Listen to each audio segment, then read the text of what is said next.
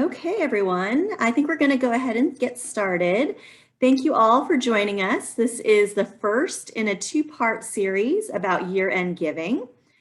I don't know if you're like me, but it's hard to believe that we're already at this time where we have to think about this. I know there are a lot of things that are on your minds right now. And so we want to try to make this as easy as possible for you and provide you some resources that will be helpful for you as you plan your year-end giving strategies. Or maybe you've already planned them but need a little boost and kind of some tips for how to make the most of what you have going on. I'm really excited that we're going to be working with Susan Kelly, who's the principal of Kelly Strategies, on this. She's no stranger to ACT. She's actually quite a good friend of Alexandria Nonprofits and Spring to Action. She's done some training for us before, and I have a feeling she's worked with many of you already as well. She has some fantastic experience. She really honed her consulting skills with the OR group. And prior to her consulting career, she worked in fundraising for the Leukemia and Lymphoma Society and the Richmond Animal League. So she has sat in your chairs before. She knows exactly what you have done in the past with year-end giving. And Susan really is one of our go-to consultants. So when it comes to all things fundraising, we know that when you have a workshop with Susan, it's going to be interactive. She's going to walk through some components and big concepts and then really help you to put those into practice in real time. So you should have received a worksheet for today's session in the email that has the Zoom link. If you didn't, go ahead and private chat me and I'll make sure that you get a copy of that. But you're going to want to use that because we're going to walk through a lot of different things together and use that worksheet. So I'm going to turn it over to Susan and let her get started. Thank you, Brandy and Molly, who's on mute right now, but really appreciate the opportunity to be here with you all. I am going to share my screen so we can go ahead and have the presentation pulled up. For those folks whose video isn't on or on the phone, I'm sorry, I'll talk you through as much as possible verbally. And then if it's just that your video is off, you may want to turn it on when we get going with the presentation or certainly when we start our breakout groups. So great. This is part one of a two-part series, as Brandy talked about. Both are really about how to have a successful year-end giving season and then how to transition that into donors that feel stewarded and engaged to hopefully give to you again. So just quickly, by way of a little bit of introduction, Brandy already told you a little bit about me. I'm a fundraising consultant based here in our area. I work with Alexandria Nonprofits quite a bit and organizations all over the Metro DC area. And like you, I'm thinking nonstop year-end giving at the moment. Typically, just before Thanksgiving hits, I start waking up at 3:30 in the morning, every morning on the dot. I don't know why, but it's always tied to when my client's first year-end letter is hitting. I don't know why. It happens to me every single year. So that is certainly no different this year. And with COVID, it throws a whole nother wrench into the mix. So here to talk to you all about year-end giving. A little chat box question, if anyone has anything specific they want to share, but what is your biggest year-end fundraising anxiety? And I know that that's really broad. For some folks, I think it's really ambitious revenue goals they're not sure if they're going to hit. For others, I think it's, gosh, I need to bolster my communications. How do I do follow-up? And I'll let Brandy just jump in if she sees anything that she feels like she wants to share with the group.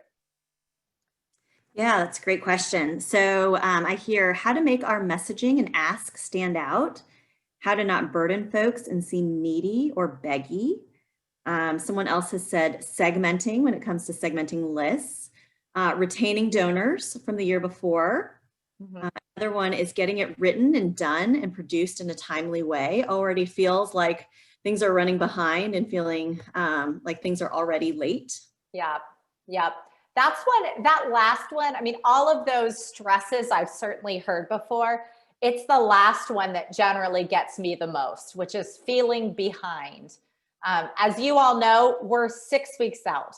So as we walk through today, what I hope you have by the end is you have your roadmap on exactly what you do week by week for the next 6 weeks. And my hope is that all of the planning and drafting and scheduling of your messages is done in the next 2 weeks. And then you're really just working on monitoring and follow up. So I'm going to go ahead and get started. We do have a lot to cover today. So just some session ground rules. I believe we're all muted anyways, but just a reminder, mute is always a good rule for these kinds of presentations. I will keep your camera on if you can. I think it's a lot more interesting and engaging. But that being said, when we go into breakout groups, then I think it's really great if you could have your camera on so you could see the members of your breakout group.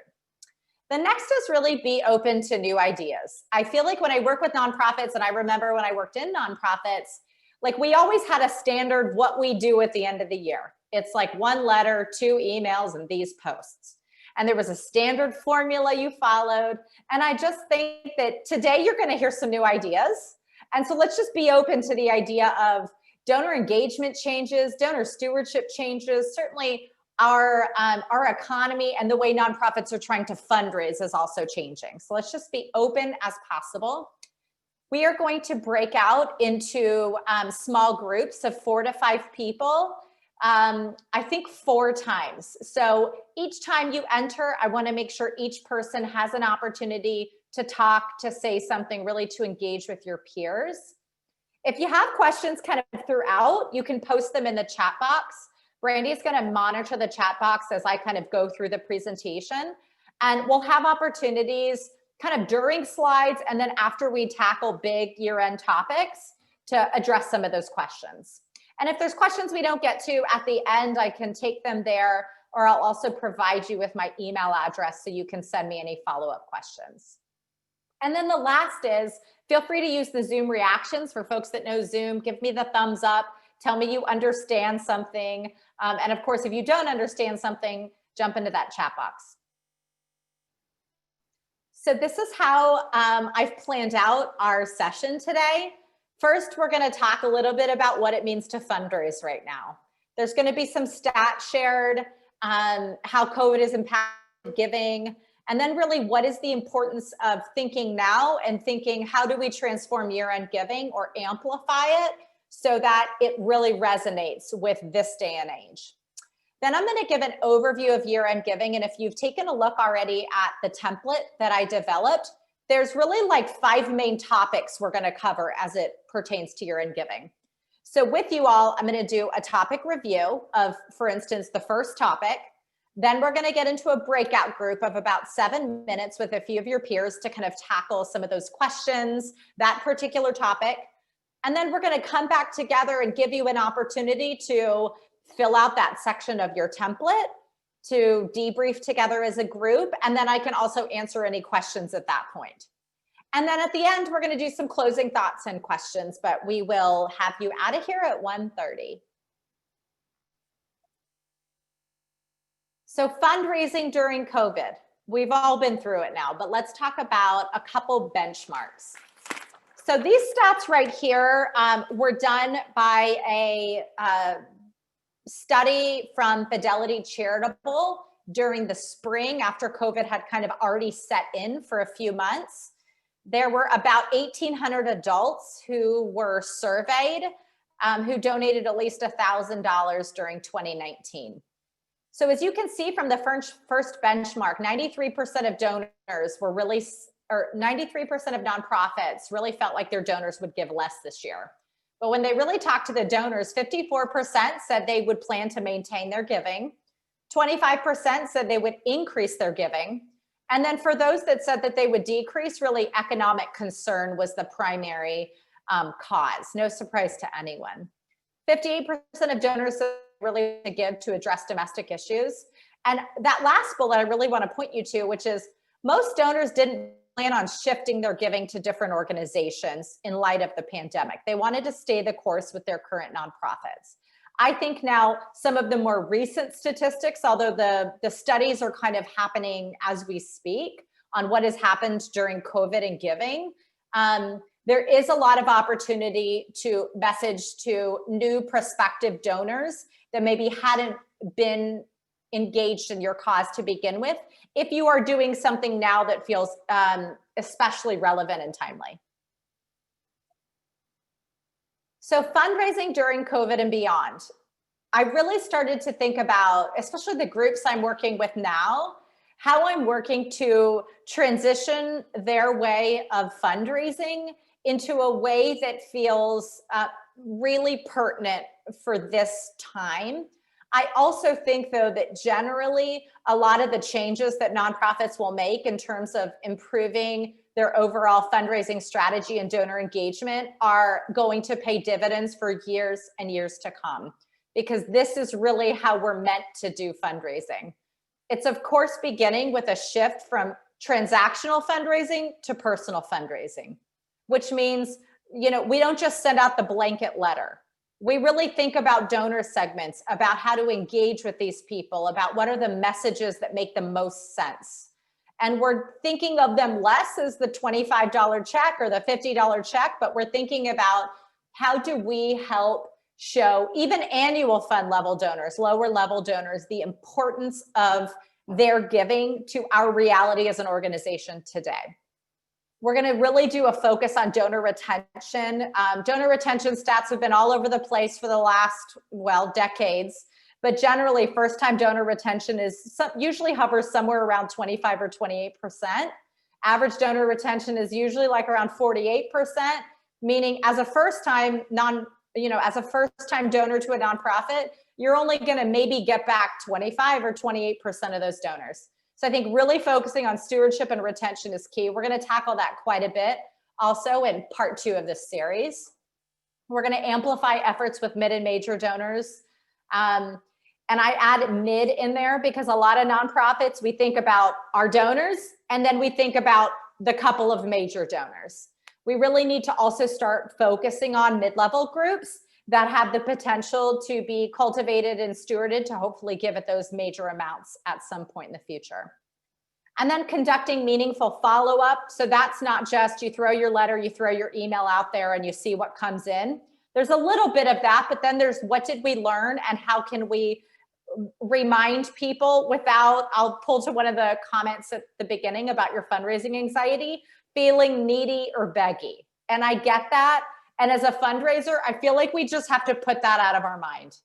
And we have to think, there is a reason that I'm asking, there is a reason that I'm following up, and we just need to give those donors multiple opportunities to engage. And I have found that with donors and prospects, if they've had enough, they'll let you know.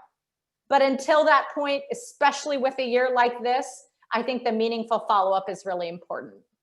And then really adopting an all hands on deck approach. I would say that when COVID hit, those first couple of months, March, April, all I did was get on the phone and Zooms with boards of directors and development committees about why now is the time to really engage in this, to engage in donor stewardship, to ensure you were able to retain your donors. So I've seen definitely a bolstered sense of responsibility among boards and volunteer leaders that maybe I hadn't seen before. So year-end giving is really a prime time for them to participate. So importance of year-end giving. Everyone knows nonprofits raise a lot at the end of the year. But first and foremost, this is your last chance to retain 2019 donors and make them 2020 donors, right? That's a segment right there. 2019 donors that haven't given yet. But if we don't retain them in 2020, the chances of you getting them back in 2021 are much, much lower. So think about retention. And then just nationally, donors gave $48 billion during November and December last year. Generally, and this hovers a little bit each year, about 1/3 of annual giving occurs in December. 12% of all giving happens in the last 3 days of the year. November is the most popular month to start year-end giving. And then a couple really interesting stats, because a lot of times we focus on like one primary day, Giving Tuesday. I'll just use that as the year-end giving example. Giving Tuesday brought in 3.6% of online revenue last year-end. And yet December 31st brought in 36% of all online revenue in year-end. So we think about strategies, where to weigh our messages, where to really promote. Volunteers are 2 times as likely to donate as non-volunteers, and people are still using direct mail, right? It's not for everyone. Most groups I work with do still do mailed pieces, but not all. We'll get in and talk about that here in a bit. So now I'm going to do the overview of the components of year-end giving. So I hope everyone has the template that I've developed for you to hopefully be able to fill in. It will tackle each of these sections. There's 5 sections. Each section is going to relate to one of these topics. So this is the overview, and after this, I'm going to go into the individual sections. So the first is who. Who do you mail to? Who are those people? How do you segment them? The second is how. How do you ask them? How do you cultivate them? Are you using mail, email, social media, personal outreach? And then what's the frequency of your messages going to be? What really relates to what are those key messages? And then drafting the content for all of your year-end communications. When are you going to schedule all of these pieces? I would guess that everyone here today already has some planning in place for year end. Your first letter may have even gone out.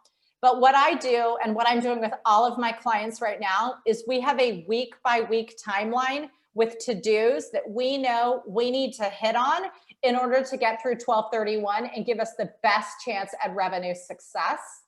And then rally relates to you getting other people within your organization engaged in this, because what we really need is personalization and follow-up. That's how you're going to raise more money this year. So this is the first topic. The first topic is who will you ask?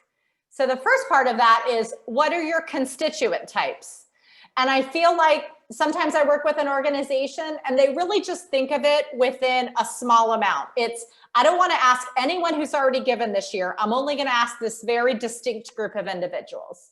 And I would encourage you to broaden that unless there's a distinct reason to take someone off the list. Oftentimes, donors should be given multiple opportunities throughout the year to support.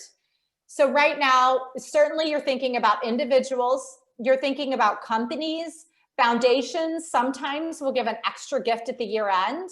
Maybe there's organizations that support you, certainly your volunteers, your board, your past board, who else? There's lots of other types of groups out there.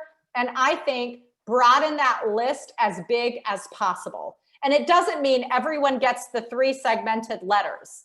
And it may mean that just one group up at the top is getting the really personalized approach, but there's no reason to not include people on your email correspondence.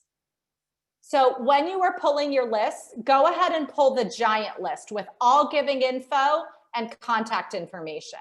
You never know when you're going to need to go back in, comb through, and get some more intel on those donors so that you can create the tiers we're about to talk about. The next is really to think about segmenting your list. So I've created one pyramid example on the right of the screen. This is one way segmentations could work. So the way that I've done it here is at the bottom level, I call them annual fund. Those are your smaller level donors generally. Maybe they give to you just once a year, maybe it's a couple times a year. But for this one, I did the example of a nonprofit where the annual fund level donor for them is maybe $1 up to $250.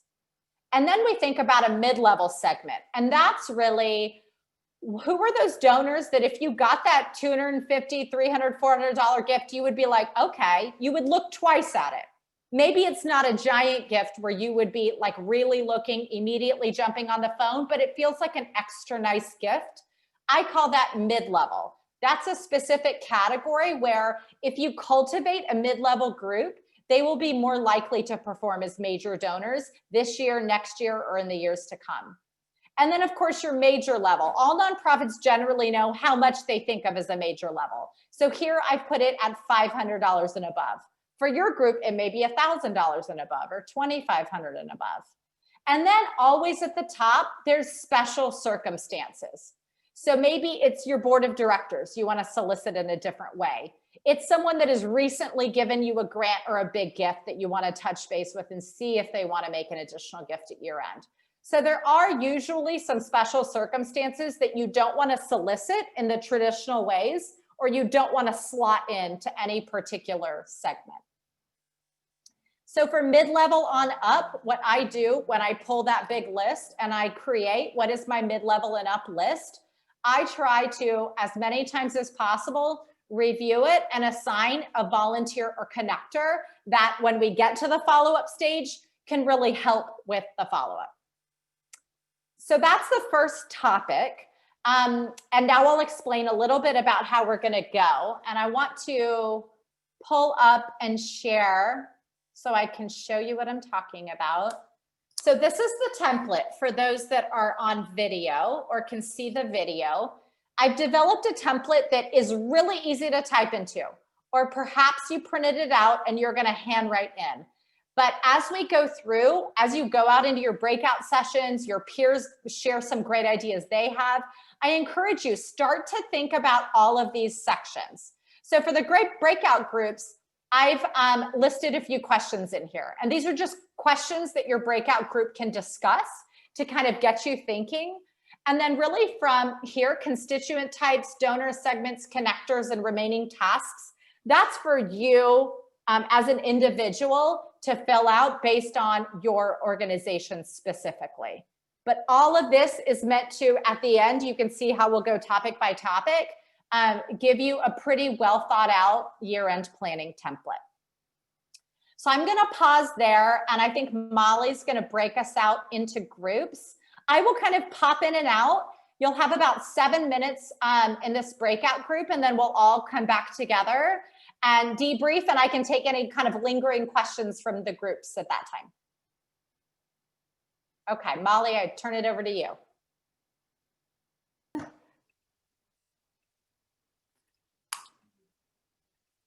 Okay, would love to just hear from people. Brandy, I'll kind of let you be the caller of folks to call on people and see what kind of lingering questions we had. How did your small group go?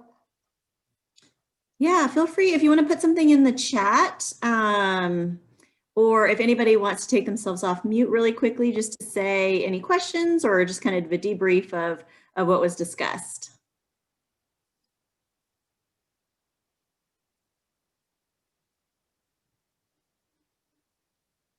Don't be shy. I feel like you guys have a hold on who your constituents are then, which is good. But I do hope that the portion of it about segmentations and particularly special circumstances was helpful. So it's never too late. Even if, for instance, your first communication has already gone out, your first letter, your first email, there's still ways to think about how can segmentation occur for follow-up communications. So I'll say that. Okay, I think I'm going to go ahead and go on then to the next topic. So the next topic is how will you ask them? So there's a lot of different ways that year-end communications happen. And I think one thing you can see by looking at this screen is that right now I'm talking about mail, email, and social media. Now, certainly that does not preclude you from doing face-to-face asks, Zoom asks, all kinds of like more personalized communications. I would also say, is it grant requests? Is it, other pieces to a specific constituent type, foundations or others that feel appropriate for you? So let's just tackle this one by one. The first is mail. Now, if you can see the screen, I'm not just talking about you asking, but oftentimes when I develop year-end fundraising plans, it includes cultivation that really begins happening in the summer, throughout the fall, leading up to year end. But it doesn't mean that there cannot be cultivation and stewardship done right now between now and the end of the year. So I think it's about mixing the messages, not having everything just be a hard ask. So in the mail, a lot of people still mail annual reports, thank you cards. And I think even if they give throughout this year-end giving, you could just have a stack of thank you cards or a volunteer to manage that is going ahead and just writing those as they come in. Anything program specific is always really loved among the donors. So primary mailing. Now here, I'm going to outline 2 mailings. For most nonprofits, 2 covers it if you do mail. There are some larger nonprofits that are doing much more robust direct mail programs with a lot more mailings. That's kind of an aside, a special circumstance. So right now I'm just going to cover what does 2 mailings look like if you do this. So there's the letter without personalization. And personalization, I would call it, is like hand signature, handwritten note. That's with personalization. Without means maybe you just stick in the e-cig in blue, right? And that's the idea of without personalization. Then there's kind of a standard remittance envelope or remittance card that has $25, $50, $100, $500 and onward. And then maybe you do a custom one for larger donors. So for one of my clients right now, we decided for them, we're going to do a primary and a secondary mailing. There's going to be the annual fund mail list, and then there's going to be a mid and major list. The annual fund remittance, like I said, 25, 50, 100, 250 onward. And then the major donor list, that one's starting at 250, 500, 1,000, 2,500 other, for instance. So you can think about different ways to do remittance. And then add-in materials. Sometimes organizations like to add in maybe the annual report, a 1-pager on the programs, a handwritten note from a participant or constituent in your programs. So that's the idea of a primary mailing. For a lot of nonprofits, I'm guessing your primary mailing's either out or it's like imminently out, right? We're like at that time. So a lot of times groups like to do secondary mailings. It can be a letter in the same way you've done letters in the past with a standard remittance envelope or the custom amount, or it could be something like a holiday card. I just popped into a group that does holiday cards as a secondary mailing. I love holiday cards as a secondary mailing because it's softer than the first one because it has less of the ask language typically and is more about holiday greetings, the impact, stewardship, but it could still include a remittance, even in the holiday card. So think about that for a secondary mailing. But really, a holiday card is, yes, meant to steward. It is also meant as a reminder to still give, that the end of the year hasn't come yet. For email, best practice is telling us 4 to 10 emails total, and that would be for the year-end giving effort as a whole. Cultivation, stewardship, same. Annual report, thank you emails, holiday greetings. Like a lot of people do one on Thanksgiving or the day before Thanksgiving, newsletters, program-specific information. But ask emails, generally, anytime you have a mailing, you need to have an email that's hitting just about the same time. Similar language, same picture, subject line that feels reminiscent of the letter that they would give so that it's a coordinated approach. Other emails I see, Thanksgiving, of course, Giving Tuesday, week of December 7th, week of December 21, and then a couple that last week. I left out the week of December 14th because, so you know, and we'll get to this in timing, that's when I do follow-up calls and one-on-one emails. If I haven't seen gifts from my mid and major donors by then, and even sometimes annual fund, if I have enough volunteers, I'm doing personalized follow-up the week of December 14th. And then social media, 1 to 2 posts a week, I think is good. Cultivation, stewardship, holiday greetings, program stuff, profiling donors, you know, like why I give quotes, short videos, staff profiles, and then of course, ask posts.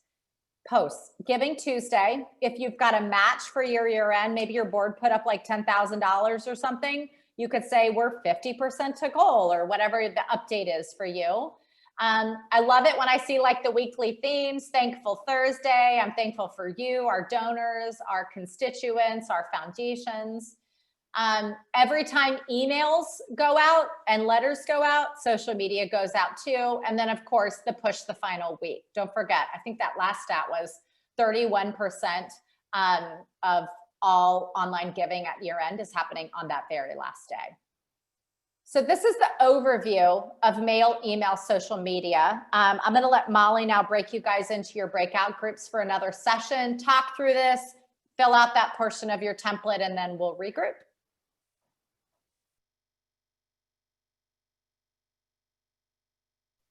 Welcome back. I hope that was a good conversation. Does anyone have any lingering questions or thoughts from this topic and your breakout group?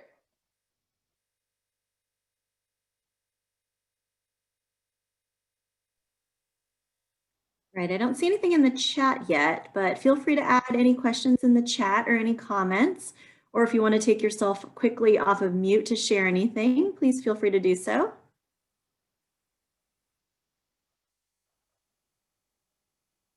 Okay. And if you do have questions, I can take them at the end too. So you could keep a running list. Let me go ahead and move on now to our third topic. So this is what will you ask for? And if I recall back to our initial question about, how do you message yourself right now, especially in light of COVID and everything else happening in the world? That's what this slide really tackles. So first, I would encourage you, as I said, even if you've already done your first solicitation or you feel like you have your content drafted, there's a lot of content still left to write for the end of the year. So think about first, what are your key messages? Most organizations are asking for general support at the moment, not tied in particular to a specific program. However, there's some organizations that are asking for a specific program. I think the rule is when you can keep it unrestricted, you do, when you feel like that is convincing enough to the donor and if that's what your organization really needs. However, I know some organizations that have a long-standing tradition of asking for a specific program at the year end. So I think that really is on a case-by-case basis. Certainly those that provide any kind of COVID-related support, you guys probably already have it down pat because you've probably been working on it since March. You've been doing some special fundraising appeals and other things that are happening. So I think that even if you do COVID-related type support, most times you're still going to keep it a general fundraising ask, but maybe just mention the impact and the additional fundraising that you've had to do for COVID. I think that's really compelling. And then do you have a match component? So you all know what a match is. It's that you've compiled a donor dollars or a set of donor dollars from your board or some other group that you want to offer as incentive for others to give. It typically works best for the annual fund donor set that love the idea of their $25 gift being 50 and 50 being 100. But if you do have a match, even if you don't have one right now and you think, gosh, that would be really compelling to maybe offer starting Giving Tuesday through the end of the calendar year, it's not too late. If you can get a donor to commit to a match or maybe even a large donor that's already give to say, hey, I'd love to be able to leverage this as a match. So first think about key messages, and then after that, draft your content. I put letters 1 to 4 pages. I've seen 6, I've seen 8 pages with lots of colors. Everyone has their thing. I myself am a 1 to 2 page person, and that includes photos and design. If you're more direct mail style, you're probably 3 to 4 pages. So I'm kind of using 1 to 4 as the catch-all. If you're producing it in-house, my guess is you're 1 to 2. Emails, shorter, half a page to a page of text. Social media, 2 to 4 sentences. Where you can, emails and social media include links, hyperlinks, photos, testimonials. I think none of that is surprising to you all, but think a lot about length and what can a donor handle. And then personalization. So this is really, really important. Personalization looks different a lot of times. And sometimes it takes a lot of time and sometimes it doesn't take much time at all. I think it starts with knowing your donor segments. So even if, as I talked about during the segmentation slide, you've got your annual fund list, but then you've got your mid and major and special circumstance list. Your mid-major special circumstance list is much shorter. You want to have that list ready to go so that you've got all contact information, giving information, and you're ready to do the personalization. Because for that group, letters probably hand sign and note, ideally by the person that's the connector, if not by someone who's willing to write. Email, oftentimes what I do is forward the email. So you've got your normal year-end giving email. It may go to this mid or major donor prospect. You may forward it to them the next day and say, just wanted to make sure you saw this. So thankful for all of your previous support. Would appreciate your support at the year end. That is an additional forward with a note. That's one level of personalization. Social media, you can tag and thank donors. Sometimes they love that, sometimes they don't. So you'll have to know what's appropriate for that person. And then personalization should always express gratitude for previous giving.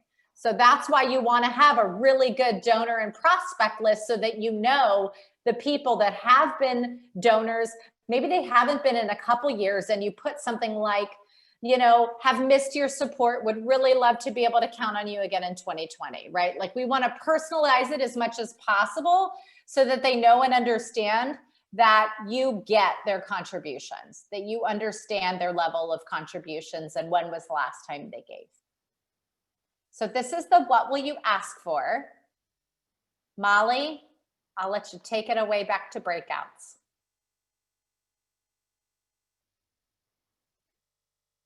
Okay, welcome back, everyone. Any lingering questions from folks from this topic or your breakout session?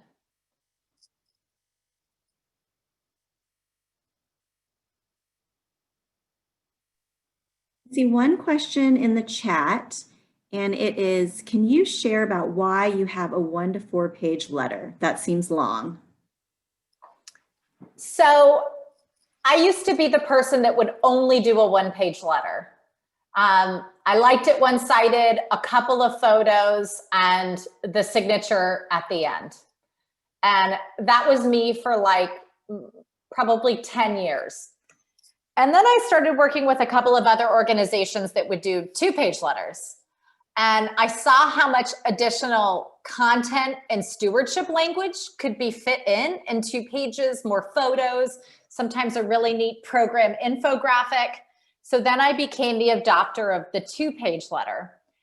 I myself have not done the 3 to 4 page letter, but I do. I have clients that is what they like. That is the standard. They believe in a lot more direct mail type structure. They have a base that really resonates with longer letters. So I didn't want to preclude anyone who does 3 to 4 page letters. I've seen them get great fundraising results. So that's why I said 1 to 4. But generally when I write them now, they're 2, like a front and back. Lots of photos, a lot more stewardship language than I generally found I could fit in 1 page. In 1 page, I felt like I could get the story in, the profile, the testimonial, a thank you, and an ask and a PS, and that's pretty much it. Also knowing that when you do letters, you want to leave enough white space so that you can do the personalization. It can get a little tight with 1, which is another reason I went to 2. Great, thanks, Susan. Sure. Any other questions yet? So maybe we should keep going. Okay. So I'm going to go to the next one, and this is going to be our last breakout. When we do our 5th topic here in a moment, we're just going to talk as a group. This to me is the most important. I feel like all of you probably have some general ideas on your constituents and your segments and your messages. If I were you, I would really encourage you to put together a week-by-week task list for yourself. These are all the weeks that are left, and you'll see I included this week. Right now, it's going to take you these weeks, Monday through Sunday. It's not that I'm asking you to work 7 days. I really hope you don't. But messages sometimes come out on weekends, and so I want to have all of this included so that you can really think, when is everything going to hit? Now, in my world, I like to plan, draft, and schedule all emails and social media posts ahead of time. So for some groups, that's already done. There's some groups that have that all done by October, and it's scheduled and ready to go. I think that that's the anomaly. For a lot of us, we still have content left to write. So I would challenge you to say, can you, within the next 2 weeks, plan, draft, and schedule your emails and your social media posts? I think that would help you tremendously in terms of the ability to feel on top of your year-end giving effort, to be able to report that out. Oftentimes with the staff, I just did this with one of my current clients actually in Alexandria, and said, all right, board of directors, these are the dates that the 4 emails are coming out. here's the email tag that I've drafted for you to forward those emails onto your groups. And these are the days our social media posts are going to hit. Now, we know sometimes an additional email ends up going out. You've got some more social media posts, but having the framework together, I think, is really helpful, not just for you as the staff member, but also so that your volunteer leaders know when they are expected to engage. And then that leaves you those last 4 weeks. Really, some of those last 4 weeks are holidays, right? Where you perhaps also have plans and things you want to be doing. So for those last 4 weeks, it gives you time to, first of all, monitor, right? What's happening? Are they hitting? What are your open rates? Are people clicking through? Is this seeming to resonate? Is it not resonating? It also allows you to supplement. So meaning maybe you do feel like, all right, I feel like we're a little ask heavy. I want to do some more stewardship posts. Then that gives you the opportunity to say, okay, what's some additional content I could put in? Where could I weave in some thank you calls to the early donors from the year-end giving effort, right? Also, it gives you time to really rally your volunteers and to support them. So as I said, I like to do reminder calls the week of December 14th. I've got some clients that do it the week before, December 7th. But either way, if you've got your content planned and scheduled, it gives you time to say, for instance, pull that mid or major donor list, pull the year-end giving list so far, match it up, create 2 columns, stewardship calls to donors that have already given, follow-up calls and emails to donors that haven't given yet. And then it gives you time to distribute, to, like I said, draft that email tag for the board to forward on. For my clients, I already have drafted the call bullets for how you call and follow up on an outstanding donation in hopes that they'll support you this year. The email template, the thank you, right? It gives you time to do all that, to follow up with people, to make sure they do their 20 calls or whatever it is. And that's really the most important part, because it's that follow-up, it's that level of reminding people. So that's how I get away from feeling like I'm needing or begging, to one of our first comments, which I actually loved, is that I'm just reminding people. People are swamped right now. They're busy. And if they've already been a donor to your organization, you need to be among the ones that stand out. And we do that by being great stewards, by saying thank you, and also following up so that they know they really do need to give to you, because you really do need them back. So that's what I would encourage you to do. And that's how it's drafted out in the template, is you can just use that and just give yourself deadlines. I get really specific. I'm going to have all my social media posts drafted by this date. And then I'm going to do this on this date. So that's the timeline. And I'll let you guys break out this. As I said, this is going to be the last breakout group. And we'll see you back in 7 minutes.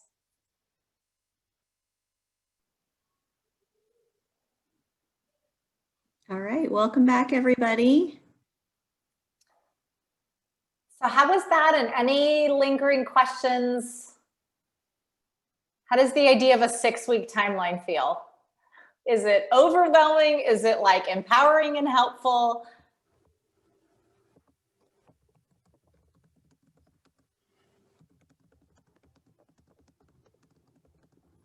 Well, I hope it's helpful.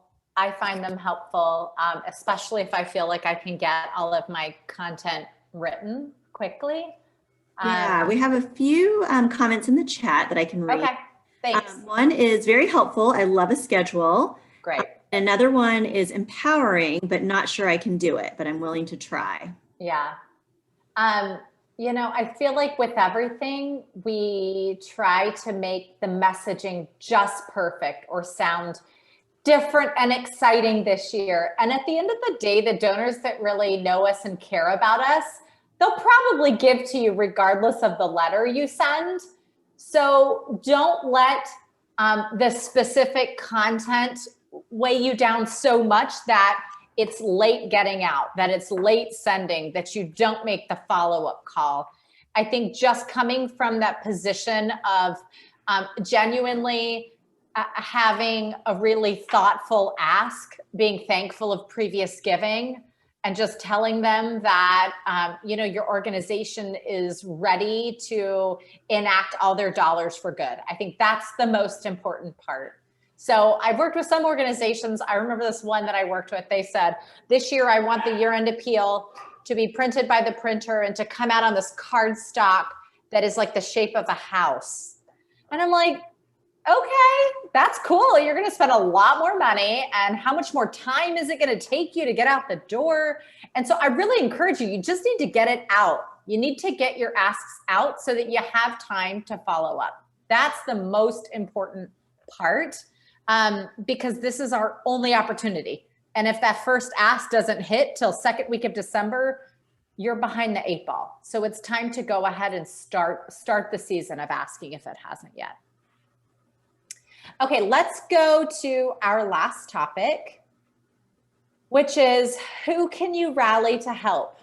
And I have often found this is one of the most challenging things, especially for a small nonprofit that feels like it's just me, or maybe it's you and like one other person. So let me talk to you kind of best case scenario, and then we'll talk a little bit more about what to do if there just really isn't many people to ask. So I am a big believer in getting assistance from staff, volunteer leaders, and others to all rally together at the end of the year. If there's ever one time of the year that everyone can help you, it's right now. So staff, maybe you have staff that can help, maybe you don't. If you do though, there's the logistics of the mailing, of course, right? And it may be that a mail house sends out a bunch of your letters, but if you want to personalize, it's gonna take a little bit of logistics in-house. Maybe they can give testimonials, they can help personalize the letters, they can provide you with stats and other important content that you can use in email and social media in your outreach. I've seen really cool like staff takeovers of social media where, you know, the program director type person just kind of like does all of the posts for that week and talks about it from a program perspective. Because at the end of the day, the donors are probably giving because of your programs, right? It's not your administration, it's the work that you're doing on the ground. And also they can help follow up with mid and major level donors, but really volunteers. I mean, if it's people that they know, I think that that's really valuable for them to help in follow up and outreach. Now your board, everyone has a board. I know all boards are a little bit different, but my experience is some of them are great. Some of them need a little bit of work, like need a little motivation to help out. But I'll just get back to, if I were you, and this is certainly what I say to boards, if there was ever a time for you to help, it's right now. It is right now. We are in the most critical 6 weeks for many nonprofits. So they can absolutely help personalize letters. They can, as I said, forward those emails. There's nothing easier. Forward the email to your contacts. A main function of a board member should be to reach out to their networks, right? We all know this and it's what we want. Even if they send that one email to a blind copied group of their people, I'm not saying that's the ideal scenario, even that would be helpful. Post on their social media, share your posts. Some of them want to throw third-party fundraisers. They want to do a Facebook fundraiser. They want to collect for your organization in lieu of gifts, birthday fundraisers. But I think following up with mid and major donors and doing stewardship calls and emails is the most impactful. So I don't know if you guys have heard of Penelope Burke, but she's like the donor data guru of the fundraising world, B-U-R-K. I love her research. And what it shows is receiving a call or getting a one-to-one email from a board member is akin to hearing from the CEO or executive director. So it carries the same amount of gravitas and weight. And I think they as board members deserve to hear that. Like, you are a function of our leadership. And just by you making thank you calls, following up on emails and phone calls on our year-end appeal letters to our mid and major donor prospects who are already supporting you at nice levels, that is going to be incredibly helpful. And I bet it will show much larger fundraising returns. And then for volunteers, personalizing letters, stewardship calls, like that's what I said, like, you know, when I pull my call list the week of 12/7 or 12/14, I have my thank you call list, and then I have my they haven't given yet call list. Give the volunteers all the thank you call lists. just have that ready to go, right? Like that's why we pull such a robust mailing list at the beginning with all contact information.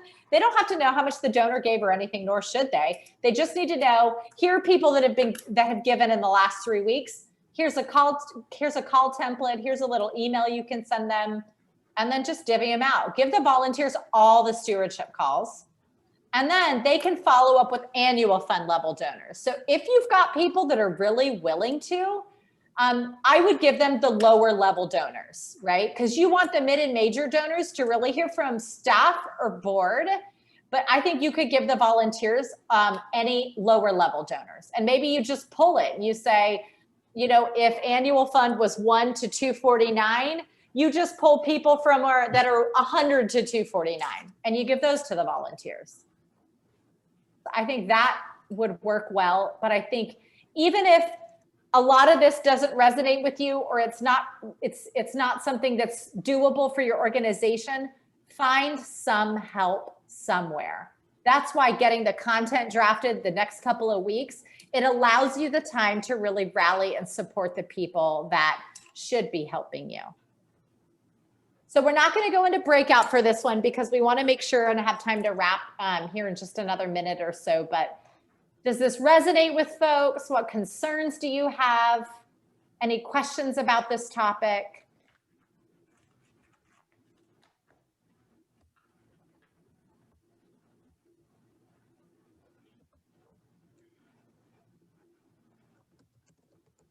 Okay, I don't see any hands or anything in the chat. Oh, okay, one. How many follow-up calls are appropriate? So I think it's based on when you start, right? So oftentimes what I do is I try to vary my follow-up. So if I, for instance, maybe I've already got a letter out and I know my first email is probably going out this week. I'm going to let them get through Thanksgiving. There's going to be another email probably the following week, sometime around Giving Tuesday-ish. By the following week, 12/7, if you haven't gotten an online gift, or we know mail, it's going to take a little while right now. Plus, we're not sure about the logistics of you receiving mail and depositing checks. I would say that first I would attempt a call. So this is what I usually do. I call the mid and major donors, or I get someone else to call them. A lot of times you leave a voicemail. So if you leave a voicemail, I always also send the email. Hey, just left you a voicemail. Just wanted to blah, blah, blah, link the donation page in there. Then I'll probably give it like another 10 days or so. And then I would probably do one more round of follow-up, call and email. Now there's going to be some special circumstances where that's not appropriate. People that you know don't want to hear from you, for instance, or maybe they replied and said, great, I'm going to give online. I would maybe give them a little bit longer and plan to do kind of final one-to-one follow-up. If I just look at my weeks, 18th, 19th, 21st, ending about the 22nd with the one-to-one, and then letting kind of the natural flow of final year-end emails and social media posts take over. Unless in there's a special circumstance, like you're really waiting for a couple big gifts, I may reach out to those people another time, or I may give those to like a board member to try. But each and every one of your emails, like your group emails and your social media posts, that's a form of follow-up. But that personalized follow-up, I would say 2 to 3, if it makes sense. Okay, and we're running low on time, so I'm just going to go to our final slide, which is what does wrapping up look like for this? So I hope the template was helpful. It may or may not be filled out in, half or all the way, but I think use that, fill it out. I use a version of that. It was really interesting putting it together, actually, because it's what I do for so many of my clients. I've never put it in that type of format. But use it in subsequent years too, to really start planning earlier, hopefully, and then rally your team and really just get to the implementation part. There's a sign up for part 2 on January 14th, which I know there's already been a bunch of registrants, which is great. We're going to be talking about year-end giving success and then how to really steward and retain those donors, especially as it relates to mid and major level donors. So we'd love to have you guys there for that. And then since we did have a big group today and kind of had to keep moving, if you do have lingering questions that we didn't get to, feel free and email me, susan@kellystrategies.com, and I will respond to you that way. So I think we're at time, but maybe if anyone has like one question, happy to take it.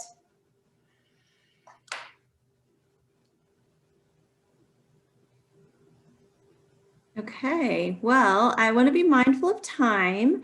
Thank you all for joining us. Please help me join me in thanking Susan for sharing her expertise with us. And thank you all for taking time today. I know this week leading up into Thanksgiving is a busy one. So really appreciate you taking the time to be here.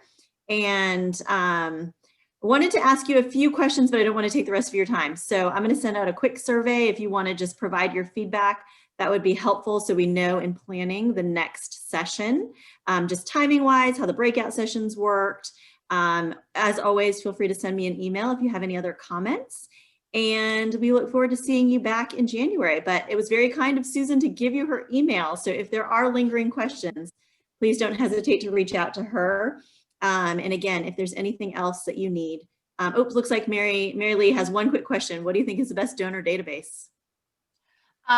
Okay, so if you're not at the razor's edge Salesforce level, which is the expensive cream of the crop, I really like Bloomerang.